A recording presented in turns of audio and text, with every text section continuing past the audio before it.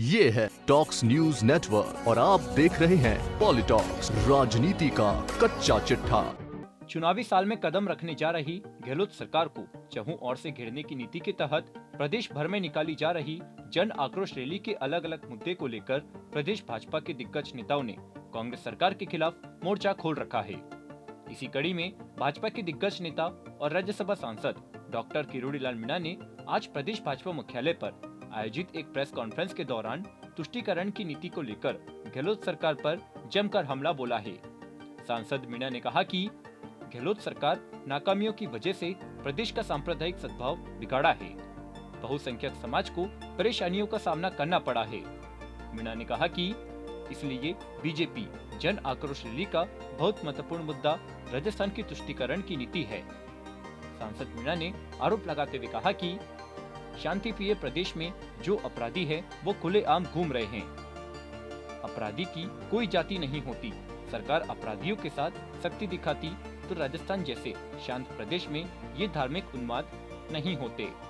सांसद किरोड़ीलाल मीणा ने गहलोत सरकार पर हमला बोलते हुए कहा कि गहलोत सरकार ने हमेशा एक समाज को संरक्षण देने के लिए बहुसंख्यक समाज के साथ में तुष्टीकरण की नीति अपनाई है। तुष्टीकरण की नीति के कारण आज प्रदेश में बहुसंख्यक समाज डरा हुआ है और भय के साये में जीने को मजबूर है।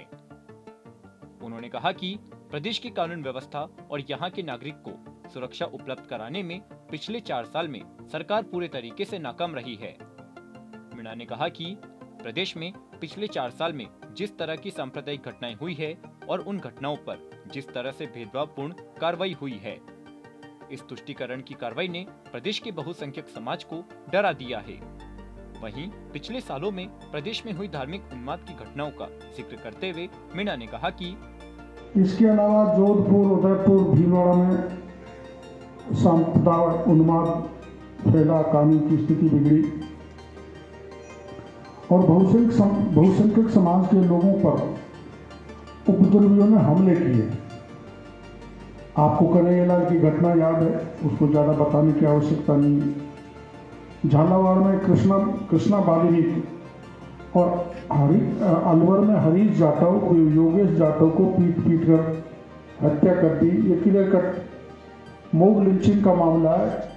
उधर हत्या होती है तो उस पर कांग्रेस हाय तौबा मचा देती है और इसमें कांग्रेस ने कोई ज़्यादा अपना ध्यान नहीं दिया।